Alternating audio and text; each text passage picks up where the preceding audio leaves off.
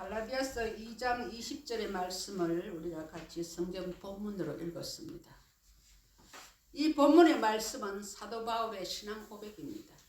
사도 바울 여러분 어떤 사람이었습니까? 유대교 정통 바리새파 사람이고요. 베냐민 지파였고 당대의 석학으로 알려진 가말리엘이라는 문화에서 공부한 사람이고 로마 시민권을 가진 당대의 엘리트였습니다. 그가 하는 일은 예수 믿는 자를 잡아서 감옥에 넣는 일을 즐겨하던 그리스도 교인에 대한 박해자였습니다. 그런 그가 사도행전 9장에 보면 대제사장에게 가서 다메섹 여러 회당에 갈 공문을 청합니다. 만일 예수 믿는 사람을 만나면 남녀를 막론하고 예루살렘으로 끌고 가기 위함이었습니다. 공문을 챙겨 다메섹 도성으로 가는 도중에 부활하신 예수님이 나타나서 사울아 사울아 내가 왜 나를 핍박하느냐라는 음성을 들음과 동시에 그는 앞을 못 보는 장님이 되었습니다. 그런 사람들이 부축을 받으며 아나니아라는 선지자에게 안수를 받고 눈을 뜬 후에 즉시 육의 사람이 죽고 영의 사람으로 변화된 것을 볼 수가 있습니다. 하나님께서 이미 사도 바울을 이방인과 임금들과 이스라엘 백성 앞에서 예수를 전하기 위해 택한 그릇이라고 정하셨다고 사도행전 9장 15절에 말씀하고 있습니다. 바울의 육의 사람이 장사되고 영의 사람으로 변화되고 난 후에 고백한 것이 오늘의 본문입니다. 내가 그리스도와 함께 십자가에 못 박혔나니 그런즉 이제는 내가 산 것이 아니요 오직 내 안에 그리스도께서 사신 것이라고 고백합니다. 그래서 오늘 설교의 제목을 내 안에 예수가 사는 사람이라고 붙여보았습니다. 본문에서는 바울은 내가라는 1인칭을 계속 사용하고 있습니다.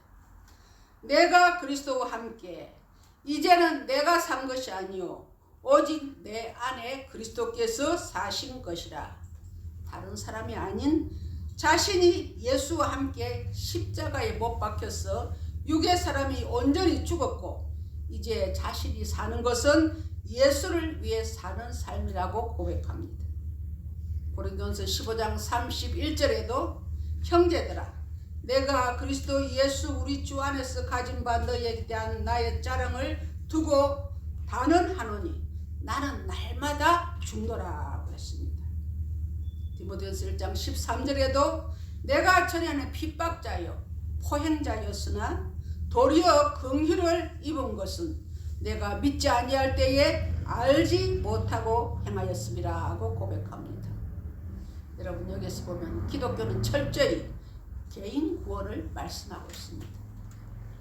간혹 전도를 나가다 보면 부인은 교회를 나가는데 남편이 교회 안 나가는 분들이 있습니다. 그런 분들에게 교회 나가고 전도하면 어떤 말을 하냐면 우리 집사람이 교회 열심히 나가는데 나중 천국 갈 때에 마누라 치맛자락 붙들고 가면 될 것 아닙니까? 하는 사람이 있습니다.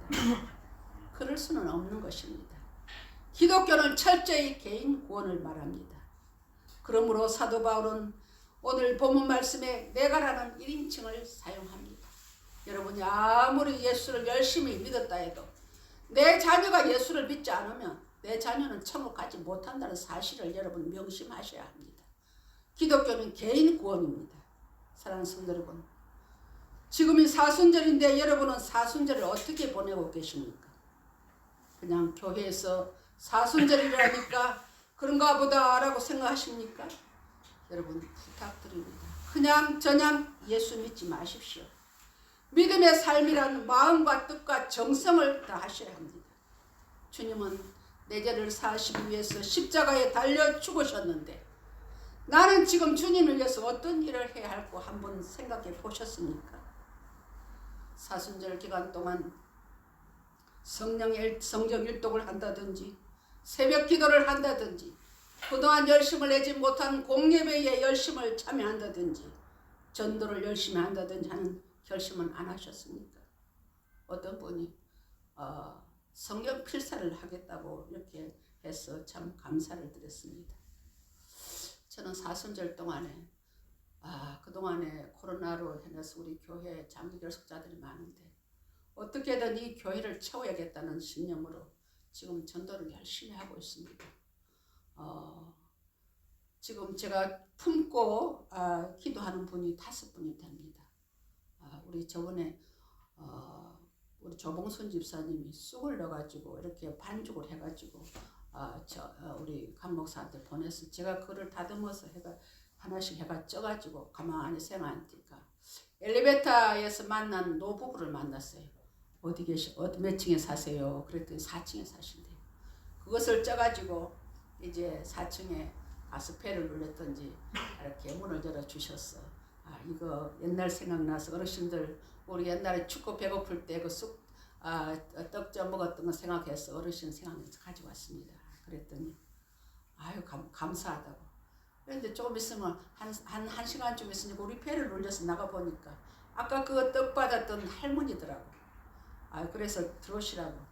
그래서 나중에 이야기저기 하다 보니까 자기는 교회는 안 나가는데 자기 시동생이 목사님이고 자기 신우이님이 권사님이라고. 그래서 얼마나 감사했던지. 그래서 적어놓고 계속 기도합니다. 성함도 알았으니까.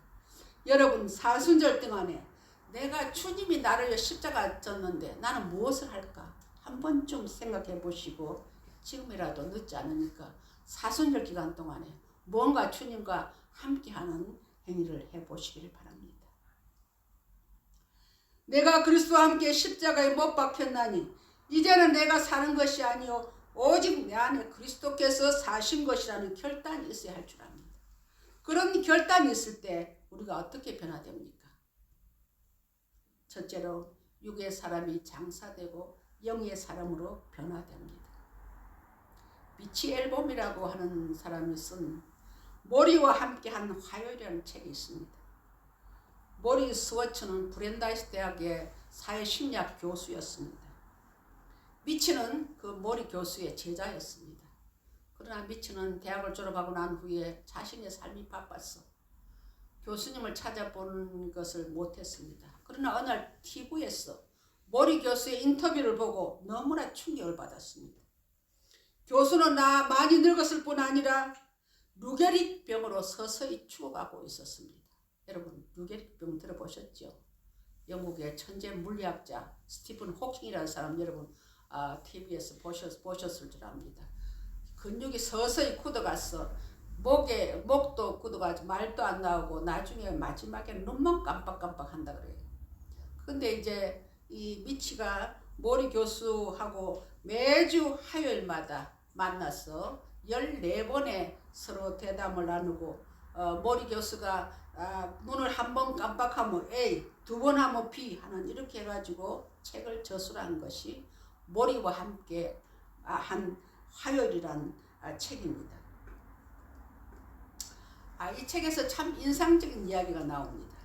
몸이 서서히 굳어가던 모리 교수는 친구의 장례식에 참여했다가 조문객들이 간이에 꽃을 꽂아놓으며 작별 인사를 해도 죽은 자는 듣지 못한다는 것에 충격을 받았습니다. 모리 교수는 자신 지각에 있을 때 장례식을 미리 해야겠다고 생각했습니다. 그는 정든 사람들을 불렀고 그들은 모리 교수를 눈물로 포옹했습니다. 모리 교수는 앞당겨 죽은 사람이고 그의 장례식은 산 사람의 장례식이었습니다. 그 후 모리는 다가오는 죽음을 정면으로 응시하면서 소중한 시간을 새롭게 살았다는 이야기입니다. 이 책은 떠나는 자와 남는 자, 삶과 죽음에 대한 많은 가르침을 주고 있습니다. 저도 이 책을 읽으면서 살아있을 때 장례식을 하는 것도 참 의미가 있겠다 하는 생각을 해보았습니다. 이와 마찬가지로 바울은 예수를 만나고 또 육신의 사람을 날마다 죽였습니다. 육신의 사람이 무엇입니까? 육신의 정욕과 안목의 정욕과 이생의 자랑이 날마다 우리 안에서 꿈틀거리지 않습니까? 그래서 바울은 고백하기는 나는 날마다 죽노라고 고백합니다.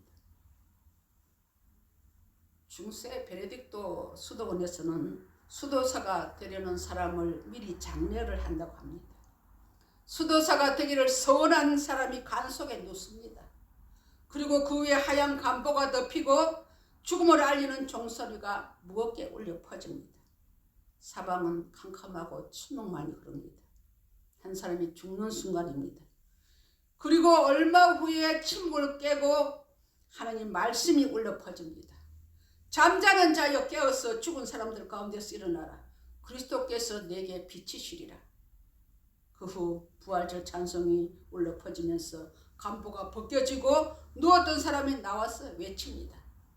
내가 죽지 않고 살아서 여호와의 행사를 선포하리로다. 나는 이제 죽었다가 다시 살아났으니 이제부터는 주님만을 위해 살겠습니다. 라고 서원합니다. 그리고 수도사의 옷을 갈아입고 나는 그때 이미 죽었다. 이제부터는 주님을 향하여 생명을 향하여 천국을 향하여 살겠다고 다짐하고 있습니다. 욕망과 교만에 대해 스스로 사망 선고를 내리고 예수가 내 안에 사는 삶을 사는 사순절이 되었으면 좋겠습니다. 둘째로 내 안에 예수가 사는 사람은 하나님이 우선의 삶을 살게 됩니다. 저는 목회 지금 20년째입니다만 사순절을 한 번도 그냥 지나가는 적이 없었습니다. 꼭 어떤 문제가 발생해서 더 많이 기도하게 하시고 아무것도 의지할 수 없게 하시고 하나님만 바라보게 하셨습니다. 그러나 부활절이 오면 그 문제가 합력하여 선을 이루는 것을 매번 경험했습니다. 여러분도 아시다시피 파주시 건축가에서 교회 주방이 불법 건축물이니 철거하라는 지시가 내려왔습니다. 개척 당시 제가 이 교회를 얻고 보니까 저 앞에 공간은 있는데 교회 주방 할 데가 없어서 제가 조리 업장한테가 상담을 했습니다. 업장님, 제가 교회를 이제 하려고 그러는데 교회는 성도들이 교제를 위해서 점심을 먹어야 되는데 거기 조금 베란다 공간이 있는데 주방을 좀 이렇게 붙여서 지으면 어떨까요? 그랬더니 업장이 그러더라고요. 목사님, 신고만 들어오지 않으면 괜찮습니다. 예, 알겠습니다. 신고 들으면 철거하겠습니다. 약속을 했는데 20년 동안 잘 사용했습니다. 그런데 갑자기 철거 명령이 떨어져서 저희들이 많이 당황했죠. 담임 목사님과 우리 사역자들 참 기도 많이 했습니다. 그런데 이번 교회 주방 철거 공사 과정에서 우리는 하나님의 역사를 많이 체험했습니다. 내 안에 예수를 모시고 사는 사람들을 만나게 되어서 너무 기뻤습니다. 저희 교회는 성도님들도 아시다시피 헌금을 강요한 적이 한 번도 없습니다. 교회를 같이 개척할 때 생각하면 하나님이 주시면 먹고 안 주시면 굶기로 교회를 세웠기 때문에 성도들에게 헌금을 강요한 적이 없습니다. 그런데 지난 1월 주방 철거가 강호가 나간 다음 날 어떤 집사님 한 분이 목사님한테 목사님, 제가 철거 비용을 제일 먼저 심겠습니다. 그렇게 해서 그분이 몇십만을 처음에 심었어요. 그리고 얼마 있다가 자기가 잘 아는 타교회 집사님한테 무슨 이야기를 했는지 그분이 100만을 우리 교회에 심었습니다. 그리고 담임 목사님의 지인분께서 또 100만을 헌금을 했습니다. 다른 분들은 몇 분이 또 헌금을 해서 철거 비용이 거의 만이 되었습니다. 지난주 담임 목사님 여러분들 간구했다시피 3월 13일 월요일 날 주방 철거를 하기로 했습니다. 그런데 갑자기 3월 9일 날 목요일 날 철거업체 이름이 늘주예요. 참 내가 그래서 참 감동했습니다. 늘 주님만을 바라본다는 뜻으로 아마 회사 이름을 그렇게 지었지 않나 생각이 됩니다. 그분 내외분이 오셨어요. 그분 내외분은 운정에 있는 교회의 안수집사 권사님이십니다. 하시는 말씀이 자기들 사업체가 어려웠어. 오살리 금식기원에 가서 3일 금식을 했는데 예사람 교회 철거 비용 전액을 받지 않겠다고 하시면서 그냥 목사님 내일 철거 봉사할 테니까 그렇게 하십시오 라고 이야기하고 갔답니다. 저는 직접 못 들었지만 우리 담임 목사님한테 그런 말을 하고 왔습니다. 여러분, 사업체가 어려워서 3일 금식 기도를 했는데 우리 철거 비용이 330만 원입니다. 그 돈이 어디입니까? 그런데 그 돈을 받지 않겠다고 합니다. 여러분 놀랍지 않습니까? 육신적으로 생각하면 돈을 받아야 당연한데 인부들 인건비, 식대까지 회사에서 지불했습니다. 어떻게 그럴 수가 있습니까? 육신의 사람 같으면 한 푼이라도 더 모아야 사업체의 어려움을 해결할 텐데 말입니다. 여러분, 그러나 영의 사람은 해석이 다릅니다. 기도 가운데 이런 응답을 받은 것은 하나님의 그의 믿음을 달아보는 것입니다. 이것을 뛰어넘으면 하나님의 축복이 있다는 것을 알기에 그분들은 순종하는 것입니다. 전도서 11장 1절에는 내 식물을 물 위에 던지라 몇 날이 못되어 도로 찾으리라고 하셨습니다. 누가복음 6장 38절에는 주가 주라 그리하면 너희에게 줄 것이니 곧 후이되어서 흔들어 넘치도록 너희에게 안겨주리라는 말씀을 액면 그대로 믿었기 때문입니다. 지금 자신은 형편이었지만 하나님 우선의 삶을 살면 그보다 몇 배의 축복을 해주신다는 사실을 믿기 때문입니다. 너희는 먼저 그의 나라와 그의 의를 구하라 는 하나님의 우선의 삶을 사는 법을 알기 때문입니다. 육신의 생각은 사망이요 영의 생각은 생명과 평안이라고 했습니다. 여러분 그뿐인 줄 아십니까? 여러분 저 보이죠? 건너편에 3주쯤에 집사님이 교회 주방 철거를 안타깝게 여겨서 철거 후에 공사 현장을 둘러보러 오셨습니다. 이성 집사님 여러분 알다시피 고 이찬종 집사님의 아드님이십니다. 그분은 우리 교회 이 조명과 또 프로젝트 뒤에 온풍이까지 헌물하신 분입니다. 철거가 끝난 현장을 둘러보러 오셨다가 슬그머니 100만 원을 헌금하고 가셨습니다. 하나님은 하나님의 교회 문제를 까마귀들을 통해서 역사하셨습니다. 탈진한 엘리야에게 까마귀들을 통해서 떡과 물을 공개함과 같이 하나님의 교회에서 헌금을 강요하지 않았지만 외부 교인들을 통해서도 하나님이 이렇게 역사하셨습니다. 하나님은 또 우리 성도님들은 철거 과정에 전화도 주시고 목사님들 수고하신다고 식대도 이렇게 보내주시고요. 우리 김선철 집사님은 교회 이렇게 정리공사도 다 해주셨습니다. 철거 과정에서 이런 하나님의 역사가 일어났으니까 이후 문제는 합력하여 선을 이루어 주실 줄을 믿습니다. 아멘. 그런 믿음으로 나아가시기를 주님의 이름으로 축원합니다. 여러분 늘 주건적 내가 생각할 때 늘 주 always Jesus always Lord 아마 늘 주건적 그럴 것 같아요. 3주 전에는 내가 그때 물었습니다. 집사님 3주가 뭡니까? 그랬더니 성부와 성령과 성자와 성령 하나님이라고 3주라고 그러더라고요. 여러분 상호에서부터 예수 냄새가 나지 않습니까? 그러니까 그렇게 하나님 말씀에 순종하는 것입니다. 사랑하는 성도 여러분, 저는 20년 동안 이런 체험을 수도 없이 했습니다. 그런데 어떻게 하나님이 살아계신 하나님이라고 말하지 않을 수 있습니까? 이런 체험적인 믿음이 있으면요, 주일을 나오지 말라고 해도 나옵니다. 어떻게 주일을 범할 수가 있습니까? 코로나라고 3년 이상 어떻게 교회를 나오지 않을 수가 있습니까? 그러나 여러분 이 체험은요, 받은 자 외에는 알 수가 없습니다. 다메섹 도상에서 사울아 사울아 내가 왜 나를 핍박하느냐라는 음성을 들은 사람은 사울뿐입니다. 같이 가던 동양들은 그 음성을 듣지 못했어요. 체험적인 신앙은 그저 얻어지는 것이 아닙니다. 말씀과 기도에 전혀 힘쓸 때에 이런 은혜가 임합니다. 바라기는 이번 사순절을 통해서 이런 영적인 체험을 많이 하시는 성도님들 되시기를 주님의 이름으로 축원합니다. 세 번째는 예수가 내 안에 사는 사람은 하나님의 충직한 일꾼이 됩니다. 사울은 예수를 만난 이후에 한 번도 뒤돌아보지 않고 주님의 충직한 일꾼으로 살았습니다. 디모데 후서 4장 6절로 8절에 보면 간제와 같이 내가 벌써 부음이 되고 나의 떠날 기약이 가까웠도다.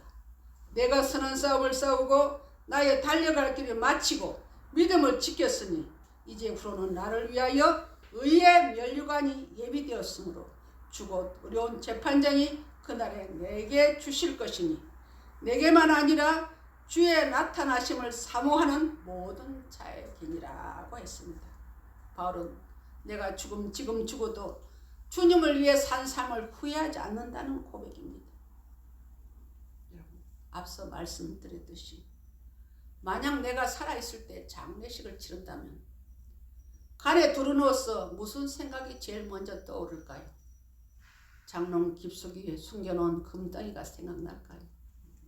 수십억짜리 아파트를 못 가져간다는 안타까움이 있을까요? 비싼 외제차를 두고 가는 게 안타까울까요? 그런 것들은 여러분 우리가 하나님 앞에 갈 때 아무런 쓸모가 없습니다.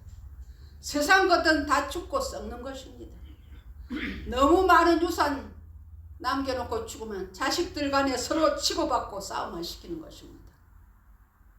바울의 고백처럼 주를 위해 선한 싸움, 즉 주님 일에 헌신하고 저 높은 곳을 향하여 날마다 달려가고 믿음을 지킨 것만이 상급으로 보상되는 줄 믿습니다. 특별히 다니엘 10장 3절의 말씀같이 많은 사람을 옳은 대로 돌아오게 한 자는 별과 같이 영원토록 비치리라 했습니다. 전도를 많이 하셔서 하나님 앞에 별과 같이 빛나는 충직한 일꾼들이 되시기를 바랍니다. 사랑하는 성도 여러분, 코로나19 이후 성도님들의 믿음이 많이 침체되었습니다. 이 자리가 이렇게 빈 것은 여러분 하나님 앞에 부끄럽지가 않습니까? 다시 한번 성령의 충만을 받고 초대교회 성도님처럼 모이면 기도하고 흩어지면 전도하는 성도들이 되십시다. 코로나19로 한 번도 교회 나오지 않은 분들이 몇 분 계십니다. 우리 김혜순 권사님 운정으로 이사 가시고 또 연로하셔서 이렇게 잘 왔다 갔다 못 하셔서 못 오십니다. 박옥분 집사님, 이충호 성도님, 그 외의 분들 아버지 이렇게 출석을 안 하시는데 여러분 간혹 전화라도 한번 해주십시오. 내가 이렇게 안 나가도 전화 한 통화도 없네 하면 자기들이 안 나오면서도 섭섭합니다. 이렇게 성도의 교제를 위해서라도 권사님 어떠십니까? 집사님 어떠십니까? 교회 한번 나오시면 어떨까요? 여러분 이렇게 한번 연락이라도 해주시길 바랍니다. 부탁을 드립니다. 이번 부활주일에는 꼭 한 분이 한 사람씩 모시고 와서 주님의 부활을 찬양합시다. 어떤 교회 장로님이요 이런 간증을 하대요. 자기 교회 전도 축제가 있는데 한 사람이 꼭 한 분씩 모시고 오라고 목사님이 하도 강력하게 말했어.